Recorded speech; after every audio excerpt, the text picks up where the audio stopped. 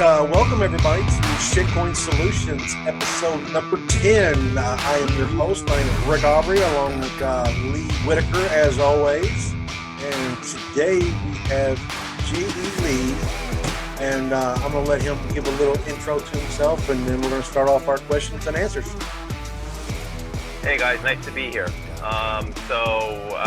Great to meet you guys in in the video in person, and I've always had great conversation with both of you, so I'm really happy to be here and talk to you about crypto and the world of finance related to crypto and where the future is and all that. So just give a little background. Right now, I'm my main job, I guess, is a tennis professional and a golf professional.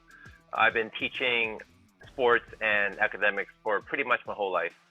And that happens with most of my businesses. I end up educating people on a lot of things that I know. I feel like I'm one of those people, if I understand something, I can educate and teach people about it as well, which is, I think, part of our responsibility, not just to learn, but also to regurgitate what we know to other people.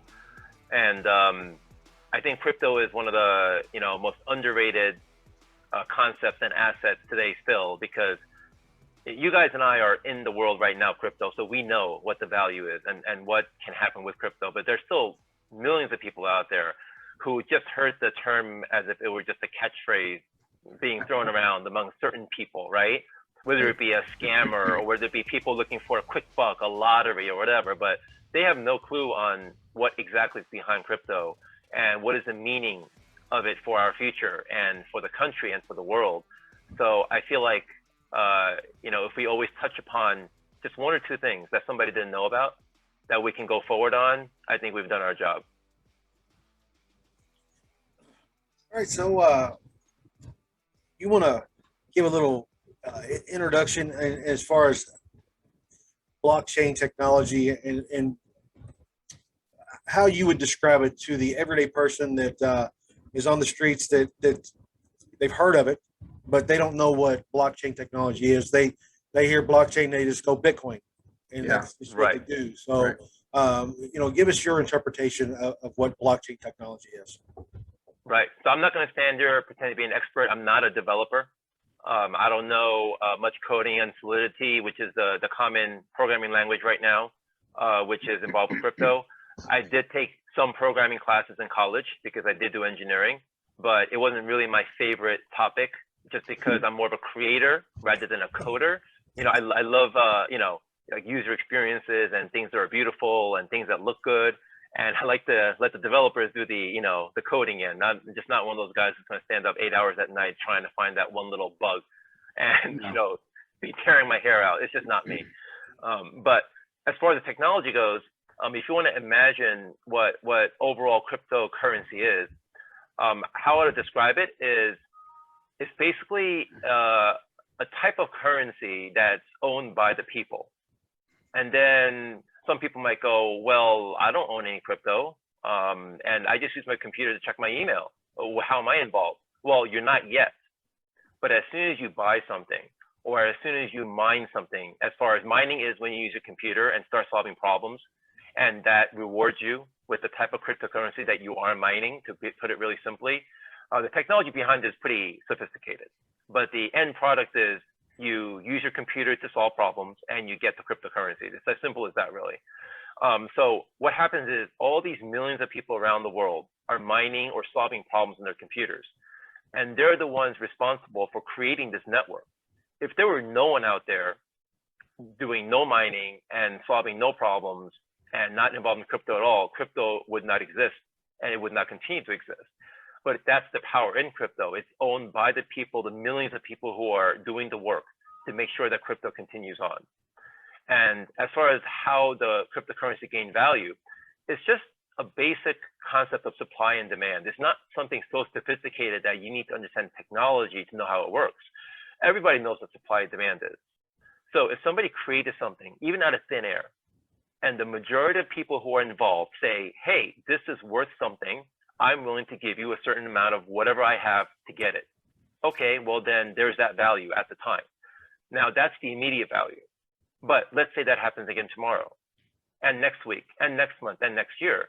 Well, then that value is sustained and that value can actually increase because now people are saying, wait a minute, these people are doing it. Well, I want to do it too. But there was only one of them. So now there's competition, right? Now this guy wants it, but the other guy owns it. So now you have to offer more to get it. So that's kind of the basic concept of supply and demand and how these prices go up. It's because there's just more people who start wanting it, but there's only a limited amount of supply, which is one of the reasons why Bitcoin, one of the, the original big one, right?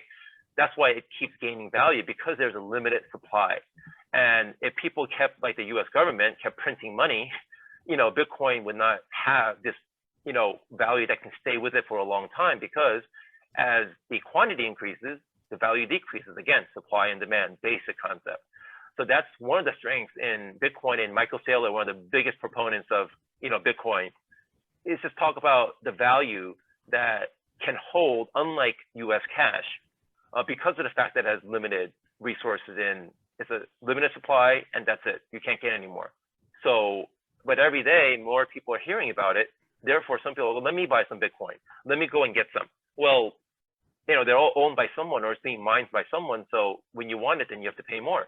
And therefore, prices go up. Now, the only reason the prices go down, if people are wondering, well, if there's so much demand and, people are buying all the time, why does the price ever go down? Well, because there's people called investors and financial institutions, and they don't buy Bitcoin just to invest for their future and retire when they're 60 years old. They do it to perform gains for the short term. And short term here means within a day, 2 days, 1 week, even a month. So if you were a day trader, you would understand exactly what I'm talking about.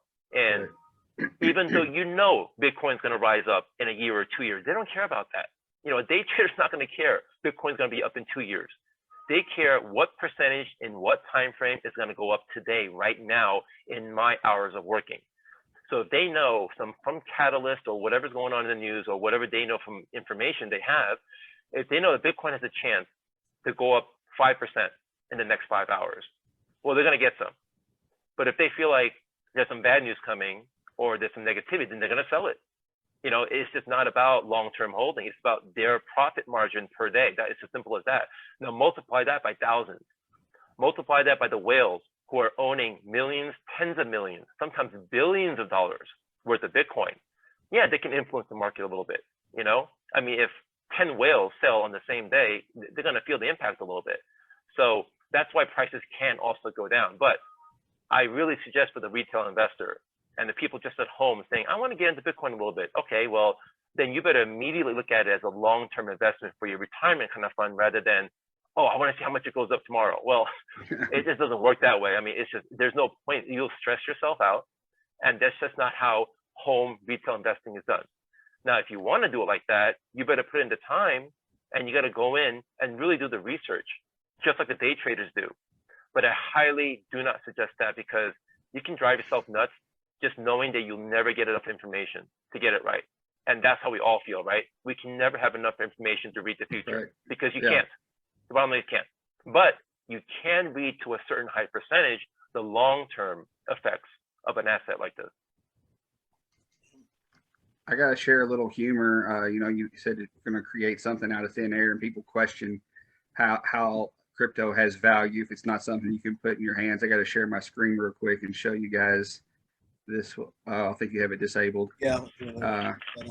But yeah, this is something funny that I saw over the summer, and I think everyone will get a good laugh out of it.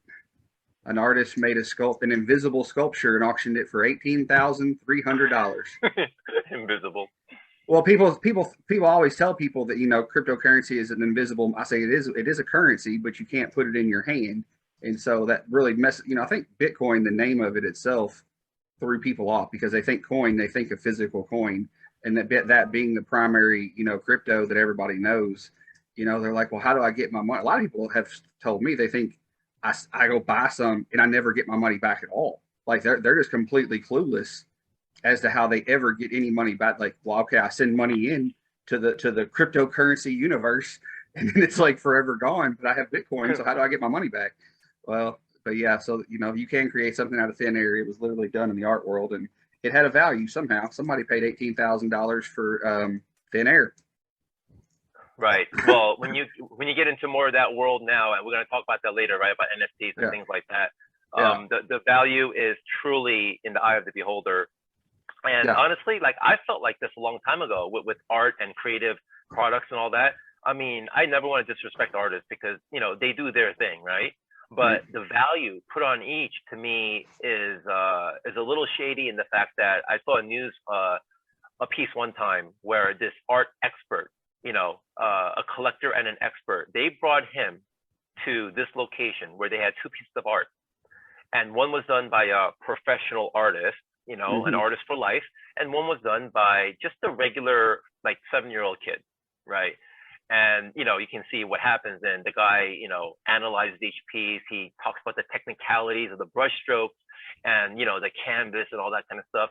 And he ended up, you know, appraising the kid's art higher, significantly higher. He said, if I had to choose one to, you know, appraise higher, he definitely is a kid's one. And he didn't know obviously which one was which. Sure. And Sure. afterwards he found out, and you can just see the silly smile on his face because from that smile you can tell exactly that he knows the art world can be just weird. Okay, he knew. Hmm. It wasn't like oh, this is an aberration. No, he knew. And from his expression you can tell that, you know, from the looker's perspective, whoever the customer is, the client, whatever, if it makes them feel better, if it makes them feel the emotions that they want, that's really what matters. It's not really about how many great lines there are, what colors you use or whatever. It's about the feel that people get. And, you know, people just value the emotions and the feeling, right? So if they get that, then they'll pay whatever they can afford. It really, the dollar amount doesn't even matter. That's why art can go for millions of dollars. It's not about, oh, this stroke is so perfect that this deserves $1 million per line. It just doesn't analyze like that, you know? Right. Then you got Hunter Biden. I'm sorry, I could say that. His $500,000 artwork. Next. Keep the politics on the low. No politics. Yeah, no politics on Shitcoin Solution. Sorry, but it did pertain to art in that moment in his high value artworks. So you want what all projects are you involved in at the moment? I know you got a couple things coming down the pipeline here, and if you wouldn't mind talking about a couple things real quick. Right. So actually, as you guys know about mining, I've actually always looked into mining after I'd done it a long time ago, because I'm not really involved in it right now. But that's something that I'm researching, and this is kind of on the side. The only reason I mention that is because mining was actually my first exposure to cryptocurrency. What happened was back in 2012, my coworker was mining Bitcoin in 2012. And then people were asking, so why didn't you stop? Well, at that point, I didn't know. I didn't have the wherewithal to actually do the research because I didn't hear about Bitcoin at the moment. And then when I asked him at the time, I was like, what are you doing? What are you getting all these parts for? Why are you getting all these graphic cards for? You know, he was building this kind of nice little rig with, you know, 4 or 5 graphic cards on one motherboard, and it was just it. And he was like, oh, I'm mining. And I'm like, okay. You know, I mean, I believe me, I am really sorry that I didn't delve deeper at the time because I am a curious cat, right? But for some reason there, and he was like one of those like, you know, nerdy geeks, you know, who was a cool guy, but he's like up on technology to the umpteenth exponential level. So I figured that he's just like fooling around with some mining, some data or whatever for the company or whatever it was. You know, I just assumed that. I shouldn't have assumed, right? And even then, the graphic card prices were rocketing and they were selling out. This is in 2012, Really? right? And I was like, okay, whatever. And he continued doing it. And still, I never really, you know, researched it for whatever reason. You know, that's just how life works sometimes. You know, it's just, if that weren't the path you were going to take at the time, it just wasn't going to work. I mean, you can say, oh, shoulda, woulda, coulda, right? If I mined then, I should be a billionaire by now, honestly, right? Right. But anyway, so that was my first exposure to any kind of cryptocurrency ideal. And then a couple of years later, I actually found out more about cryptocurrency, and that's where Dogecoin came out. And that was more in the news because that was the whole purpose of Dogecoin, to just be this, you know, social buzz. And at the time, me and my other tech friend, we were starting to mine some Litecoin. And it was really slow, just using our personal computers at the time. So we're like, well, let's get a little more serious and see what's up with this, right? So we built rigs back then. It was, you know, compared to today, these were very low hash rates. And so we were doing some Litecoin. And I think I mined like 20 Litecoin in probably a few months, and I was like, well, this is painful. I mean, Litecoin was what, like, it was like $19 back then or something. And I was like, what are we doing here? You know, the electricity bill is like over 350 bucks a month. You know, in Florida, it gets to like 90 degrees almost every day here in the summertime. It's just not sustainable. You know, if you live in a cold environment, maybe, you know. So I was like, this kind of sucks. So, but that's when Dogecoin came out. We're like, hey, you know, there's a new one coming out and it has very low value. You can mine like, you know, hundreds a day. I'm like, okay, you know, let's just try it, whatever. So I ended up mining 4 million Dogecoin back then, right? And then I just, and then again, it didn't go anywhere. It was kind of faltering off, and I was like, oh, this is such a scam. You know, this sucks. Dude, nothing's happening here. Why am I wasting all this electricity and effort and changing the, you know, the settings like every week, trying to find the maximum hash rate and all that? I'm like, you know what? I'm done with this. So I turned it off. I sold off the parts.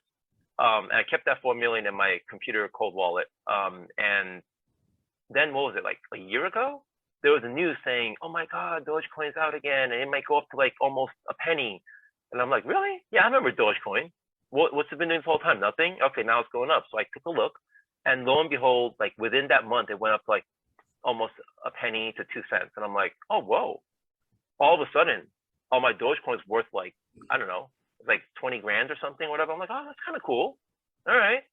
But then I looked into Bitcoin, and I was like, over the news and all that, I was like, Bitcoin's going to be the more solid investment. So like, all right. So I converted my Dogecoin to Bitcoin, and I got 1.2 Bitcoin out of it. I was waiting for the punchline here. That's not even the punchline, though. That's not even close to the punchline. Oh man, that's not even close. No, there was So there's some lost coins in here somewhere that he's told me about. Yeah. Yeah. Well, so yeah, if you did the shoulda, woulda, coulda, if I just held on the Dogecoin and I sold it when it was at 70 cents, yeah, I could have had like 3.5 million, right? But whatever, that is what it is, Yeah. right? So I converted to Bitcoin. I was like, oh, cool, I own a Bitcoin. Oh, great, you know, like 20 grand or 15 grand it was, whatever. And then it went up to like 20, 22. I was like, oh, look at that, I'm just getting free money here. And I had in this New Zealand exchange, Cryptopia, I think, Cryptopia.nz. And lo and behold, I kind of forgot about it. I just left it in there, kind of forgot about it, you know. And I even knew about the cold wallet back in, you know, like 2014, 2015. I don't know why I just left it. I guess I just didn't really care so much about the whole thing. And Ethereum was then at like, what, like $100 or something. And I was like, oh man, that's like kind of expensive. Like Ethereum, what the heck, $100? You know, what, I mean, do I really need that? I mean, I don't think it's worth it. So then I left the BTC in there, and lo and behold, like a month or two later, I can't log in. And I'm like, what the heck is going on here now? You know? And then I get the notice that it's been hacked. And I was like, oh, okay, well, that's just my life, right? You know, I have one Bitcoin finally, and it gets hacked and it's gone. So basically, now they're still trying to recover. Thankfully, I guess they haven't given up. And they said that we should be able to recover some, if not all, but that's just all conjecture until you get it back, right? It's all when just was that? on the hook. When was it? Yeah. I think it was about a year ago or year and a half ago that it got hacked. So, but just to let you know that a while back when I first got into this, and that was too long ago, so never mind. Right, but remember, Mt. Gox also got hacked way back then, and they were still going through that. They still haven't given up with that. I'm not sure if people got their money back at all on that one, but they are trying. It's not like, you know, it's just BS story. I mean, they're really getting there. And I have a, you know, kind of a feeling that they may get back some. But I'm just pretty much looking at lost money. But that's basically like my experience back then. But then in the last year or so, you know, crypto's really been gaining traction. I'm like, I got to get back into this because I was doing a lot of stocks. So I came back to this, and I kind of gave up on stocks a little bit now, and I'm more into crypto. So the more people I met around crypto, the more I felt like this is not something you can just do on your own.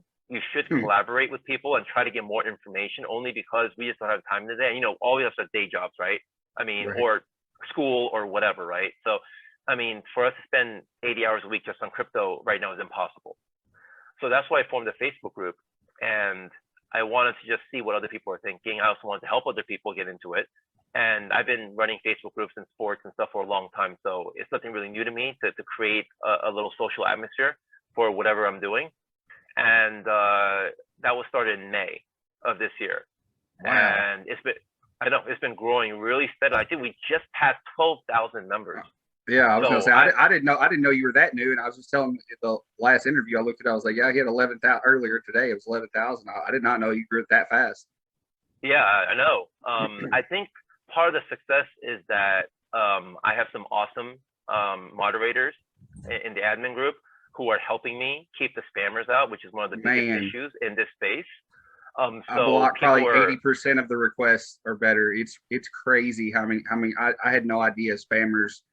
And as the exactly market as the market goes, when it's a bear market, it's like right, they're retired. As soon as it right, goes bull and starts running, just right. hundreds a day. It's crazy. Exactly. I mean, they're smart too. They know that when the market's going up, people are more into aping in and they have extra money. Right. So they're like, oh, where I go next? So they know exactly how to victimize people. So Absolutely. luckily we've been really on top of it, right? So people do appreciate that.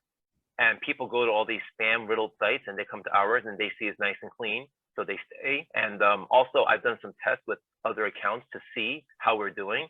And we're actually coming up on search results very high in Facebook groups. Oh Meaning, wow. if somebody who's not in crypto goes to Facebook and they do a search for a cryptocurrency group or cryptocurrency and stocks, we're up on the first page on most of those like super keywords.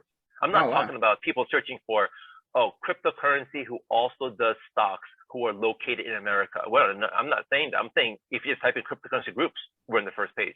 Right. If you say like cryptocurrency and stocks, we're the first listing actually. Oh wow. So Awesome.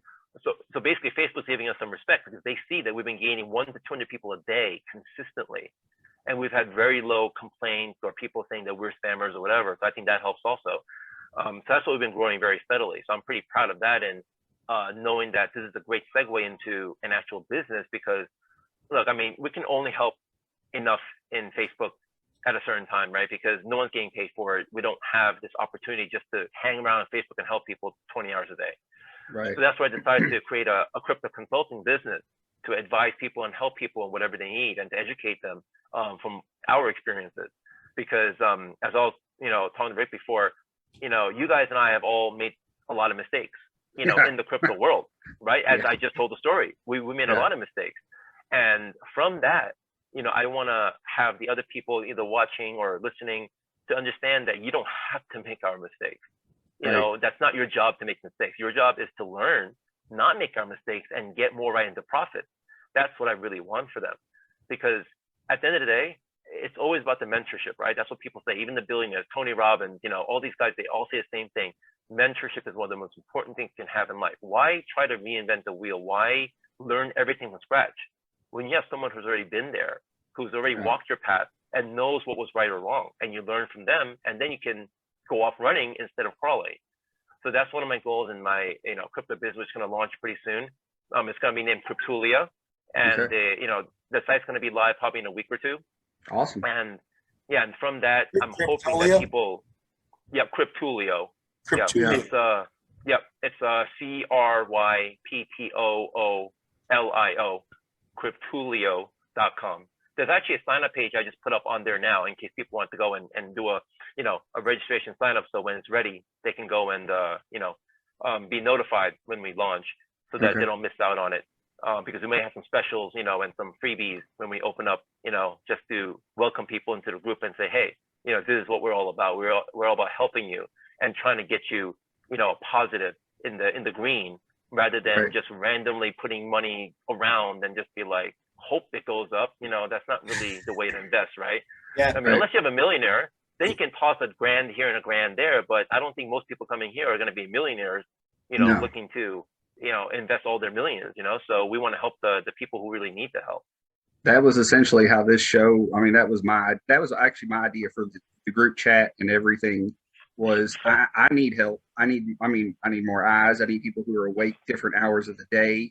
I need Yep. people who are on different social platforms than I'm on. And I was like, man, like, and I realized like, there's no reason to not help. It doesn't hurt my chance at profit to help 100 other people get their profit.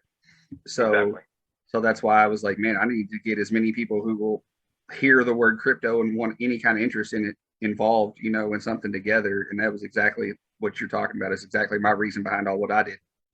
Not Right. only that, This is going to be, when uh, when you started this, Lee, Lee, there's only 4 eyes between the two of us. Right. And, the more people that we have involved in there that can look at Twitter and look at all the news feeds and everywhere that we just didn't physically have time to do the research.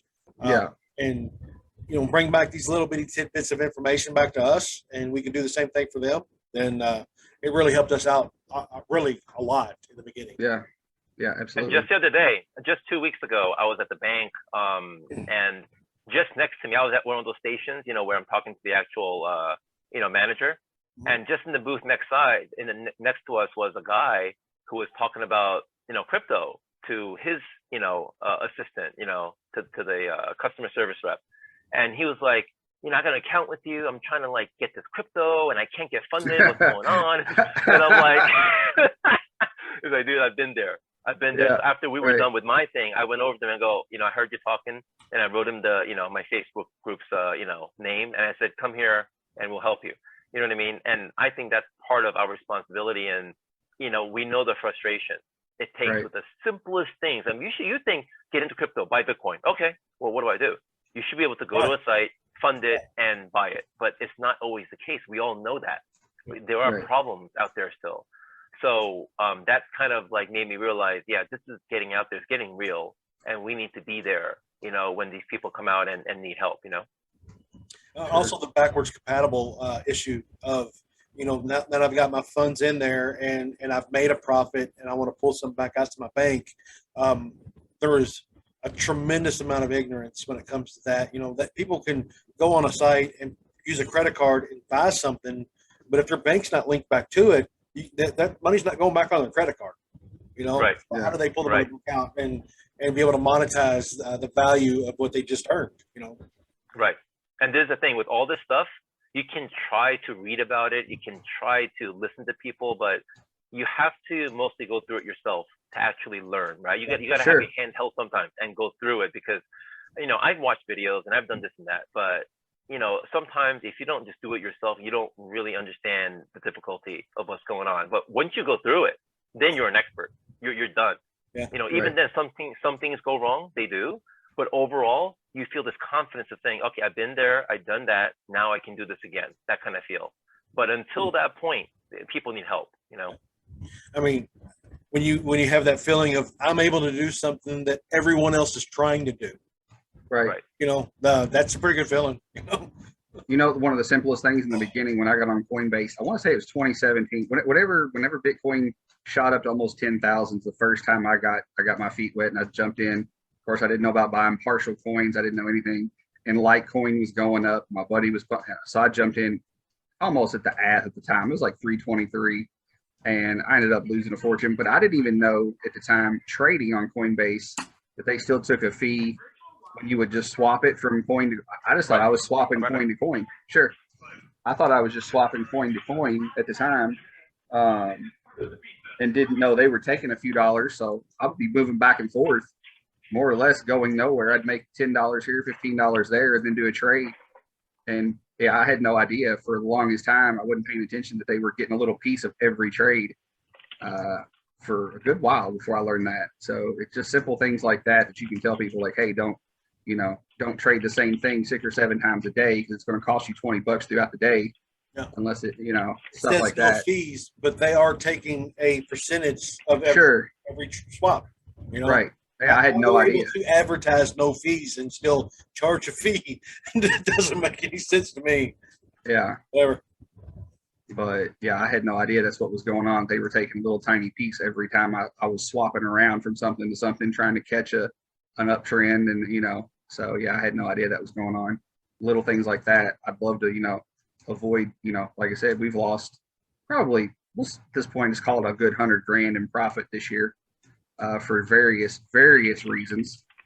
And we could save people a lot of time and info in our mistakes for sure. Well, that's another thing with this whole business is there's a lot of money to be made, but there's a lot of money to be lost too. And as you said, not just from losing from the investment, but losing from a little percentage here and a little fee over there, and it's all over the place, right? Mm-hmm. And if you're new to this, you can really get reamed with all these little fees.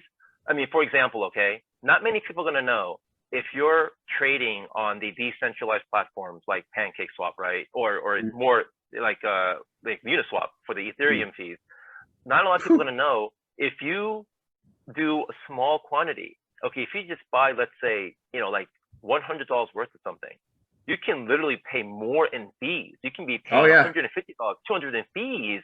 So you're, wait a minute, hold on. You're basically saying that I'm down to 35% of my investment before I even go live with the trade? It's like, yeah, that's true. You're already down to 35% of your original investment. So you have to now 2x to start gaining something right off the bat. Okay, and there's a thing, but also people don't realize is if you have some cash and you can put in more money, the fees percentage decreases tremendously. So if you buy like $1,000 worth or $5,000 worth, it's not like the fee goes to 20 grand. Right? It doesn't work on a straight percentage scale. So no one knows what that exact number is. But again, you only know this through experience. You have to kind of feel it on each one. So for each asset you want to get, you have to see, okay, is it really worth it for me to get $200 worth of this? Because I know I'll be down to 50% right off the bat. So am I sure that this is going to be 3xing minimum, or else should I just leave it? Right? Or if you say, okay, better yet, why don't I just buy $1,000 worth of this? So I mitigate the fees, and when it goes up, I can come out early and not feel bad about it. So there are all these little nuances that people have no clue about. They just think it's so easy as just go and buy. But then when they get there, they hit by, wait, what? This can't be right. I want to put in 100. Why are they charging me 370? I literally just had that happen. It's a scam. Yeah, but it's not a scam, right? He got a new guy in the group. He just got into crypto. He was trying. He had some heart surgery. He's unemployed, trying to find a little extra income here. And he was like, he sent me a screenshot. He's like, are these gas fees right?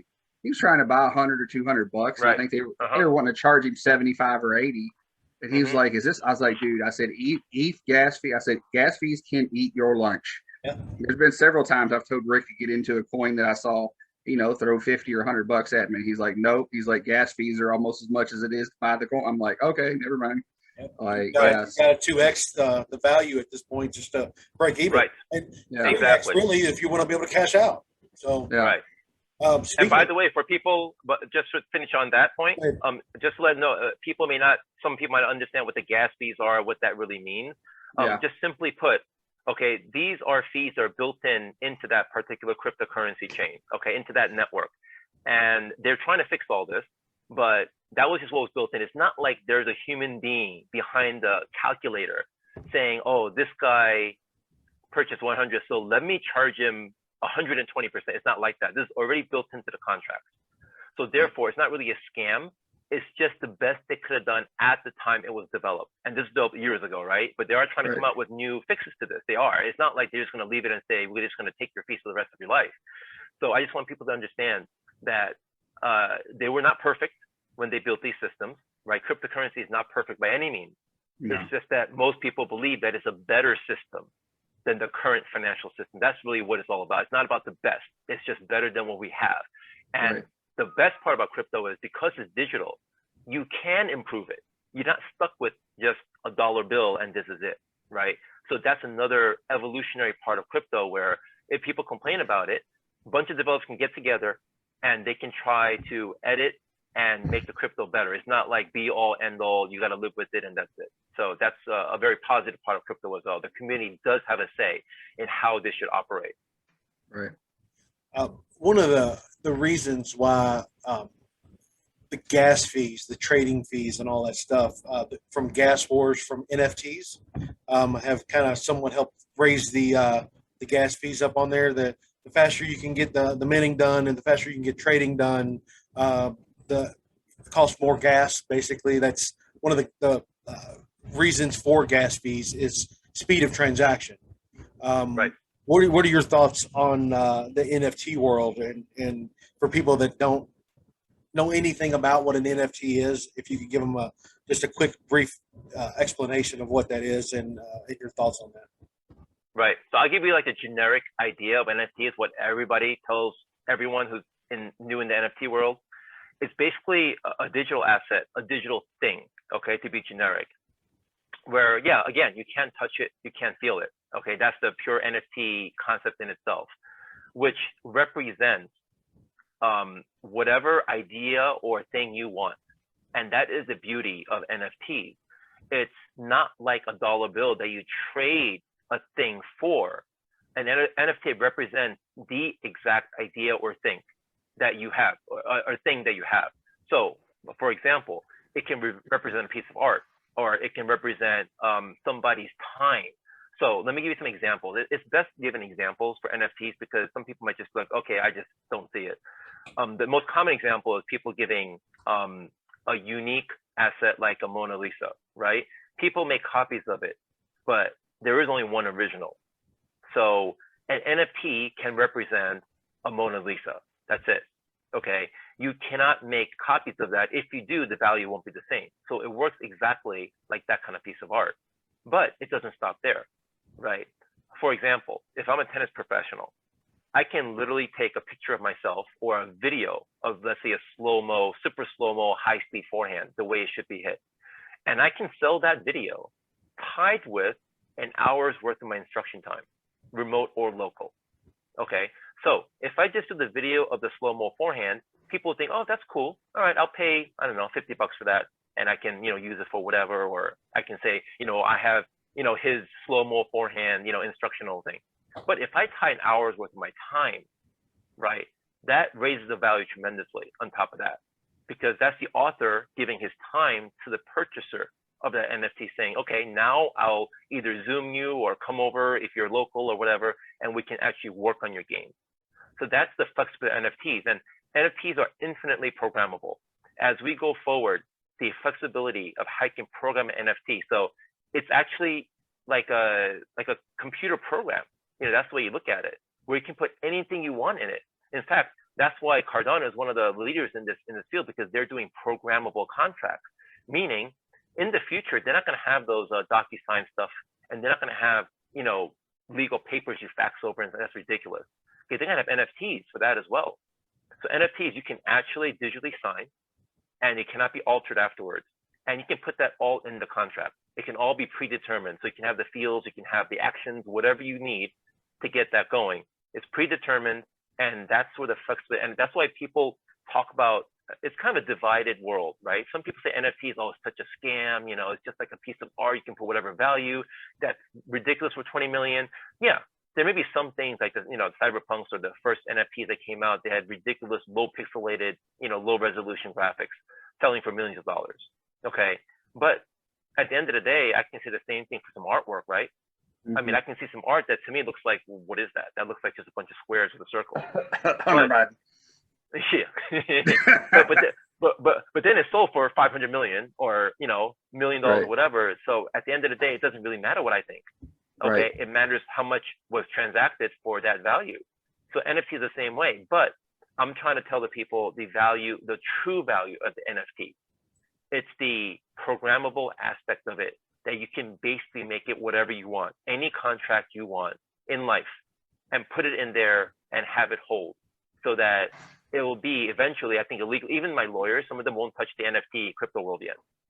That's how new it is when it comes to the legal aspect of it. But guaranteed, they're already working on it, and they will have NFTs as a total valid, legitimate, legal platform for people to say, hey, well, I got this NFT and it states that he needs to come and give me a 1-hour lesson. So where is he? It's going to be, people are going to be held accountable for that. So right now, there's still a little bit of gray area. I'm not a legal expert, not a financial advisor either. So I'm not going to just tell people, hey, this is what it's going to be. But I totally see it happening, because it's kind of inevitable, because it's going to gravitate towards that situation where, if you can have one asset, you can put all these contracts in. Why would you want 20 different paperwork and 20 different people involved? That's just going to be the way it's going to, in the near future. We have a disclaimer at the end of this that releases you from any financial obligation. Yeah. Yeah, don't worry about that. Yeah. Oh, so is there any projects out there that you personally have your eye on that that you want to get involved in more? I mean, I know you spoke about mining. You want to get back into that. Oh yeah. So this thing with mining, right? As you very well know, getting into mining properly these days takes a lot of time and setup. So I was Yeah, right. So And I was money. looking at some options. And money. Yeah, I was looking, yeah, money, investment. So I was looking at some options for that. And a friend of mine is really into mining. He wants to get into mining, all that. So I'm telling him, but you know what? It's going to take some time and money for this. Are you sure you want to get into it? So the setup is kind of tricky. So I'm still on the fence about mining.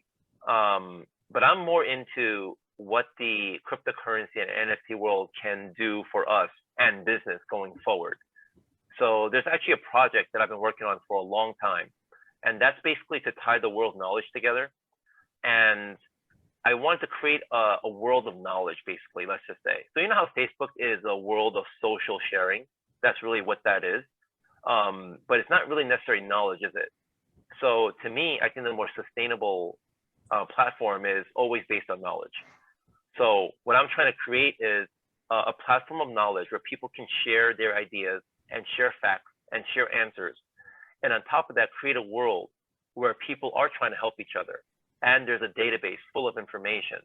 And from that, I would love to segue into the world of the metaverse where that thing is blowing up right now, right? Because of Facebook's Meta, and you got, you know, Decentraland and all these other places. You know, Block is coming out with their thing, and what was the other one?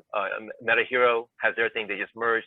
So there's so many things going on in the metaverse, and I'm also interested in getting to that space because I think there's still room for people to congregate for, again, the sake of knowledge and not just for the sake of living and not just for the sake of having fun, but to learn from each other and to socialize in a way where we can teach each other things that we know, because everybody has their different life experiences and different things that we can regurgitate from our past that other people might benefit from.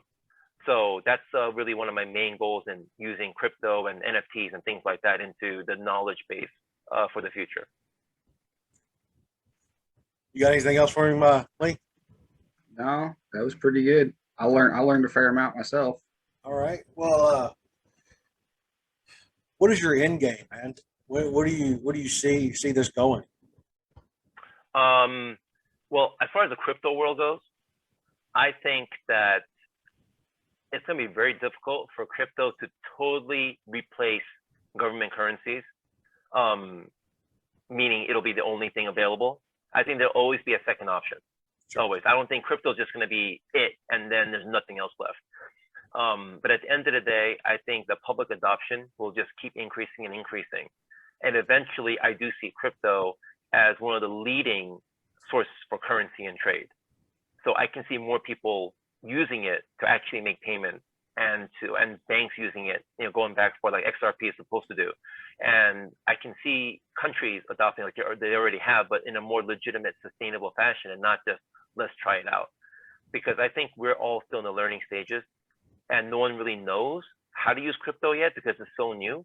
No one's an expert in it yet, but we're all learning.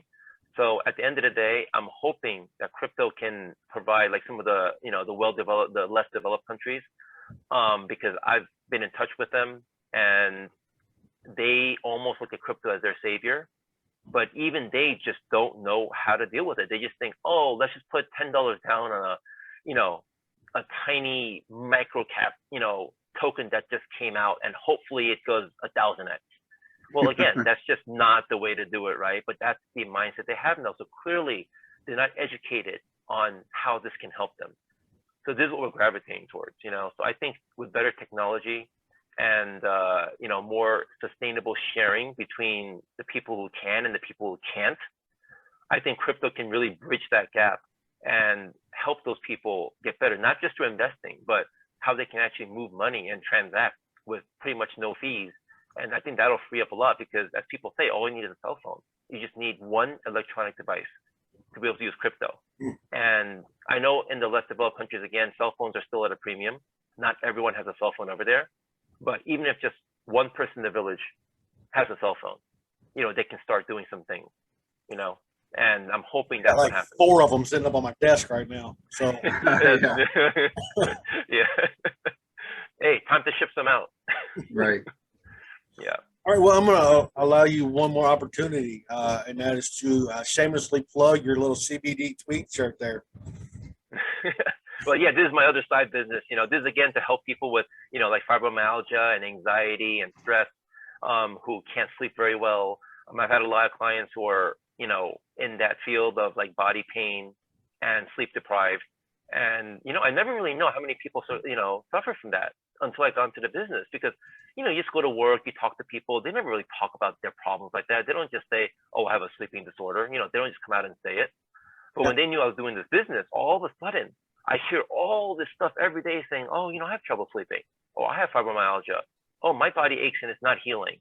Or my anxiety is off the charts, I couldn't even believe some people had social anxiety or whatever. I just thought, hey, you look pretty normal. What do you mean? It's like, oh, yeah, I have anxiety all the time, and I take it. And I'm like, wow, like really? I mean, I have anxiety too, but not to the degree where I can't operate. But there's some times where my heart rate goes like, to 150 for no reason. I'm not even doing anything. And it's just from meeting new people or something, right? Or going out of the house. Right. And so I definitely understand what they're saying. So that's one of the reasons that I'm doing it because, even in this business, there are so many scammers out there selling watered down, solutions. And that's just not right, So that's why I want to help my own people with doing all that. I'm actually looking to open my own lab up here in South Florida. So that's taking a little longer than I expected. But I think in the end, it'll be worth it because I'm looking at making some new products that don't even exist yet. And so that will help more of the, the people that I want to help. Awesome. Well, I guess we should wrap this up. We're looking 45 minutes to an hour or whatever it is. Yeah, and we're in our time frame. We did good. Yeah. And so thank you very much, JD Lee from Cryptolio and Cryptolio. Yeah, Cryptolio. Think of Coolio and Cryptolio. That's how I remember it. Cryptolio. Yep. That's what I thought of. Yeah. The rapper. Yeah, the rapper. Yeah. As soon as I first saw your name, I was like, oh, he must be a Coolio fan. I was like, that's the first thing I thought of. Yeah, Coolio. Yeah, it's a great remember. But thanks for having me, guys. That was awesome. And I'd love to pick your brains, and we'll get things going. Oh yeah, absolutely. Looking forward to it. I think we all got a bright future. 2022 is looking good. Definitely. Thanks everyone for tuning in, and as always, stay shitty. Stay shitty.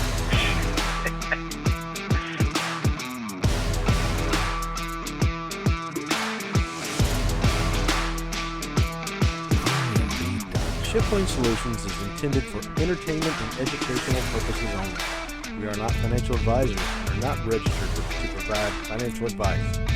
Our opinions and the opinions of the guests of our show are strictly our own. The cryptocurrencies discussed on the show and various forms of social media are not a solicitation to purchase or sell any security in any form. If you decide to buy or sell any of the cryptocurrencies or securities discussed on the show, Shitcoin Solutions is not responsible for any gains nor losses that result from the opinions of the host or guest. The best way to learn about any of the vast amounts of cryptocurrencies available is to do your own research.